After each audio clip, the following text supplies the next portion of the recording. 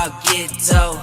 I can't get no sleep, please make my life more simple. But I wouldn't trade a thing for what I have. I go hard, do what I need to make it last. They say the good die young, I hope I'm bad. Cheers to my past. Okay, today we are upgrading our Spoilboard. And what I've done is, basically this is my second year and it was time to do an upgrade on my Spoilboard. So this is the evolution of my Spoilboard. The first thing I did was I surfaced my existing Spoilboard nice and smooth, and then I glued another sheet of 3/4 MDF on top of that. You can see a little blowout of the glue right there. And then the first thing I do is I use this 2-inch 6220 CNC Spoilboard cutter. I install that, and this Spoilboard cutter is pretty big. Well, for me, usually I'll use a smaller 3-bladed one that's only 1 inch, but this is 2 inches, and it's going to do quick work of this. The only bad thing about this Spoilboard cutter, now what I do is I install this, then I do the XYZ and warm up the machine. Obviously, go down my Avid Cnc checklist.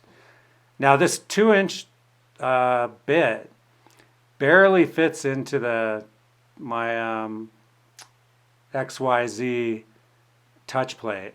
So I've got a touch plate that I do the XYZ, you'll see right here, and it barely fits in there, but it does fit in there. So my touch plate, basically it'll fit a 2-inch bit, but that's about as far as it'll go. So right there you can see I'm attempting to do the XYZ with this big bit.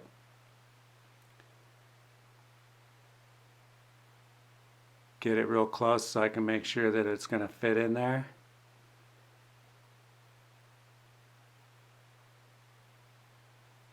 Now you can program your machine to do smaller increments moving back and forth, which I have done that sometimes.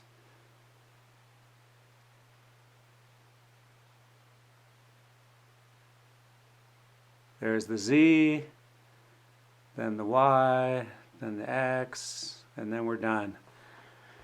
Now this, even though I have dust collection, this room is pretty small. It's basically just for my CNC machine. But you can see, yeah, I put on the dust collection and this is super dusty. This 2-inch bit, I'm only cutting about a 1/16 of an inch off this MDF, and it was really dusty. You don't want to breathe this MDF material. You don't want to breathe any dust, but I end up opening the window. I've got the dust collection going full blast, but it's not enough to keep up with this 2-inch bit. Most of the time, the bits that I use, it keeps up really nice, but this 2-inch bit, it just doesn't.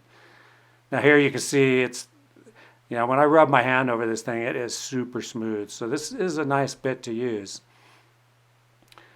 This machine is 97 inches long by 49 inches. Right there it makes the final pass. Next up was to install the RU2075 upcut spiral bit by Whiteside. And right here I'm going to cut a grid. Now these holes are approximately every 4 inches across this whole thing. And what this allows me to do is to be able to put pins in, and if you know, when I'm doing multiple pieces of the same thing, I can basically put a pin in on the Y and the X axis and wedge my material in there really nice, and it gives me kind of a positioning of stuff. So yeah, this is really nice. Here you can see it from a different angle just going through. That's probably 20 times speed, I think. And yeah, this really, I like the grid pattern. I don't use it all the time, but when I do use it, I know that it's nice and square to my machine. And that does pretty quick work of it. Now this evolution, you know, I started off obviously about 1.5 years ago, and I just had 1 sheet of MDF on there. But after learning different things and really ruining that first sheet, you know, just making a mess of it from mistakes, this was the year to, you know, I learned enough where I think I could keep from messing it up too bad. So once that was done, I leave that same bit in there, and now I'm cutting the slots for my T-tracks and using the same bit, the RU2075. I checked the dimensions and it fits in there really nice and tight, which is what you want. You don't want it too tight, but as long as it fits in there, you're in good shape. Right here, I just go through and, it's going to cut all these slots. Now, the way I set up these T-tracks is I set them up in between the grid. In other words, the 4-inch separation between the grid, I basically put a T-track every other center of each grid. And that seems to work pretty good. I'm actually really happy with the Rockler T-tracks and the Rockler clamps. And it's really just me learning how to clamp things down better. And that'll keep me from damaging this spoil board in the future. Right there, it's just running back and forth. This is probably 20 times speed maybe, or maybe 8 times, I don't know. But yeah, it does this RU207 5-bit really makes a nice clean cut. So I would recommend the Whiteside bits. I'm not sponsored or anything, but they have been good. The two companies that I use the most for buying bits is Amana, and I really like their bits actually, Amana. I do most of my 3D work with the Amana bits, and then if I'm cutting stuff, I'll use a lot of the Whiteside bits for doing V-carves and cutouts, and I have quite a few of the Whiteside bits also. And yeah, they do a nice clean job. I am still learning all the time. Like sometimes, like if I'm doing, I have learned that if I'm going to cut through like some Oramask material or something like that, in the future I'm going to use a downcut bit, because I've used upcut bits through the Oramask and it tends to rip out the Oramask a little bit. So that's all. It's all part of learning, and I really love to learn new things all the time, so that's part of what keeps me going, I guess. Anyway, that's the last of the cuts for the machine, so that is my new spoil board. Next up, I got to go through and clean this out. And I have dust collection in my shop. I've got a Dust Right dust collector, model 1260. There's a picture of it right there. And it does a good job of helping to keep my shop real nice and clean. Although you saw that spoil board cutter, that big spoil board cutter, 2260, or no, 6220 model number, I believe. My dust collection does not keep up with that. Now right here I'm installing the T-tracks. You can see the little dimension of the T-tracks right there. And they're a tight fit, but I put them in there, wedge them in there, and then I use a little hammer and a piece of wood and get them all nice and down. And then I use a punch. I use a small punch to make sure to push them down below the MDF. And that works pretty good, actually. A lot of screws, though. There must be 20 screws on each one. So there's what, 1, 2, 3, 4, 5, 6, I don't know. A lot of screws. So now that I've got all my T-tracks installed and my pegboard, I'm going to show you. So when I first started out, I had one sheet of MDF, and then I had these drilled pegs where it was square. It was perfectly square to the machine. And what I would do, and originally I had these stainless steel ones, which these can be really good, but they can be dangerous if you, when you're first learning, if you were to hit one of these stainless steel things with your bit. So what I would do in the beginning was I would set up a couple of these. Then I would put whatever project I had, I would put it in there like that, and that would be perfectly square with my machine. Then what I would do is I would run a screw down in these corners, or I used to use wood blocks. So I'd have these blocks and I would wedge them on here, and even if the bit came and hit the wood block, it wouldn't hurt the bit. So that was kind of how I did it in the beginning. But what would happen is the screws, when you screwed down into this MDF spoil board and you took out the screw, it would leave a bump on the spoil board. And you want this spoil board to be really, really flat all the time. And you don't want to have to keep you don't want to have to keep redoing your spoil board. So what I've learned, so this was my original setup, which I actually don't, I like the grid with the holes. That's why I redid it. But what I do now is basically, if I'm doing a cutting board, I'll actually clamp this cutting board from all four corners. Like, let's say I'm doing one of these epoxy inlays. So this one's a little bare that I did. But what I'll do is I'll use a couple pegs. Now, in the future, I would just use wood ones, but for now, we'll just put these two in here. So what I'll do is square that up to there. I'll clamp this on all four corners. Now I'm using the Rockler T-track clamps. Now, as long as you know that you're out of the way of your bit.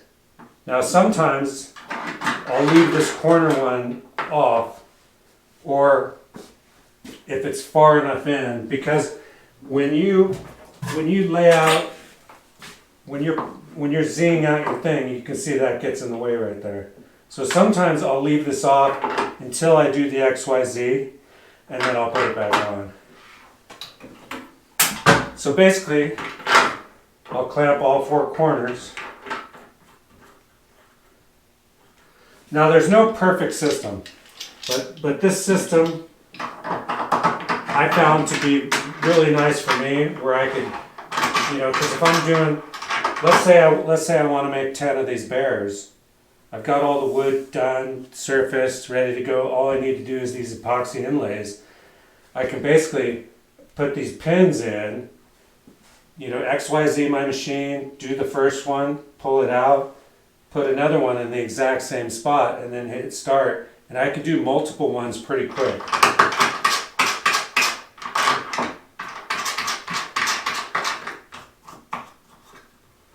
So right there you can see that's set up to do just this bear. It's gonna come over, cut that, I pull it out, put a new one in, and that works really good. I'm not messing with my spoil board. But there's a lot of other things that we do that this doesn't work. So, like let's say I'm cutting through something. So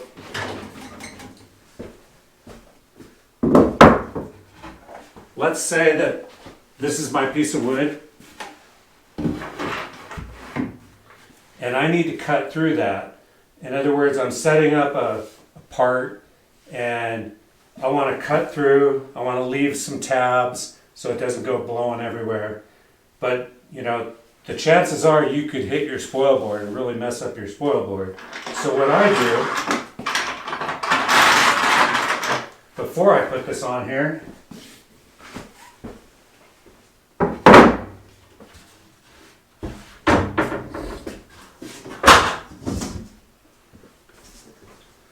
I'll put something like 1/4 inch. Actually, this isn't a good piece.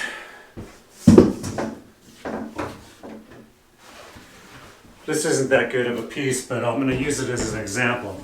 So what I'll do is I'll square this up on my pegs down here, and I'll put a couple pegs over here so it's nice and square. I'll then clamp this down.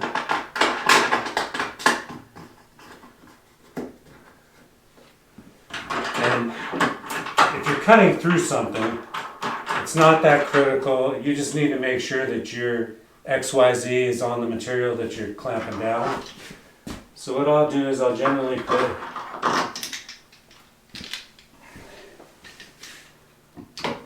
get 4 clamps on this thing.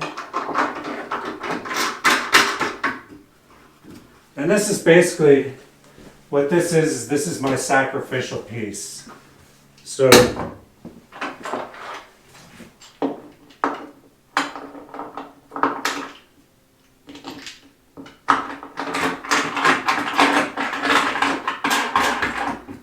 basically I got it square with my machine, but it's just a sacrificial piece. So then what I'll do take the piece apart. Now, if I'm going to do multiple parts, I'll put a big sheet and just cut all the parts at once. But if I'm doing, you know, some small parts where this is big enough, what I'll do is I'll square this up to the machine. I'll either shoot a piece down here and a piece here where I can put it square. And then what I'll use is a plastic nailer. And this is an Omar, what model number is this? B17P763. And this shoots a plastic nail. So what I'll do is I'll shoot all 4 corners into this sacrificial piece and then run my program, so that I'm never jeopardizing cutting into this spoil board. So that's one way to do something like that. Now if you, and there's other, let's say clamping your products, clamping your stuff down is probably the trickiest thing. And I basically learned, you know, just the hard way. This is going on my second year of using the CNC machine. So I've just been learning each year, and my main thing this year is to try to keep my spoil board in really good shape. Like never putting any screws into it, never shooting any nails into it, and never cutting into it. Because that, you know, I use this a lot in the winter, and I need to make it where I'm not having to replace the spoil board all the time. So let's say a different way to do it. The T-tracks are great too. All these little Rockler parts are really nice to have. So let's say, so on this bear, you have this juice cutter, right? Which is a little bowl bit that goes around the outside. Now you're not going to be able to put this clamp here because you jeopardize your bit running into that clamp. So another way you can do it is you can actually set up these. Now these are Rockler compression clamps, and I'll show you some pictures of them. I gotta clean these edges out.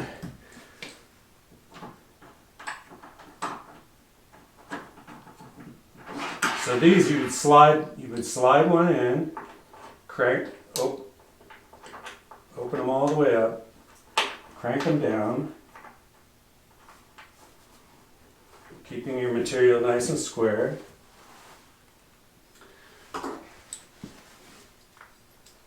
Now I tend to put one on each side.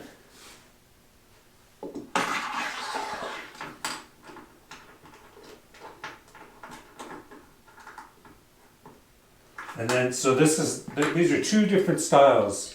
So this one's kind of nice because you can actually, this one has more room to push down. Now, like what I would do on this was, I've got 2 to the side, I've got pins here. So what I need to do is push from up here. So what I would do is, I'd run these down, and then you could put a block in here. Actually, that's not long enough of a block. So and there you go. So you'd run a couple blocks here.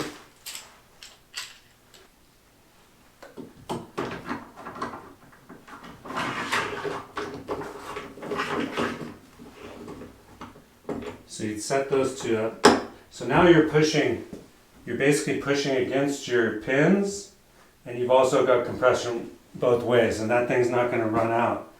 Now the nice thing about this is you can set this up to go against 2 pins here and 2 pins here. And basically, if you were doing multiple juice catchers, you could push it into that corner and run your program. So that's a good way to do it too. Anyway, yeah, evolution of my spoil board. This is my second year, so I'm always learning new things. I really like the Rockler clamping, and I like the T-tracks. I'd love to have a vacuum table. I think that's a lot more complicated, and in the future that could be something that I do. But I really like the T-tracks, And you know, the main thing with the T-tracks is that you want to make them, you know, put them below your spoil board a little bit, like an 1/8 inch or even a 1/4 inch. And you can always get longer bolts if you need them for the clamps. And then, you know, in the future, I'd like to do a vertical one, which I might expand on this next year and come in here and have a section where I can do vertical tenons and stuff like that. Anyway, that's the evolution of my my spoil board, and I hope you enjoyed the video. Please subscribe, like it, and I'll see you next time. Later. Work hard, get dough. I can't get no sleep, which make my life more simple. But I wouldn't trade a thing for what I have. I go hard, do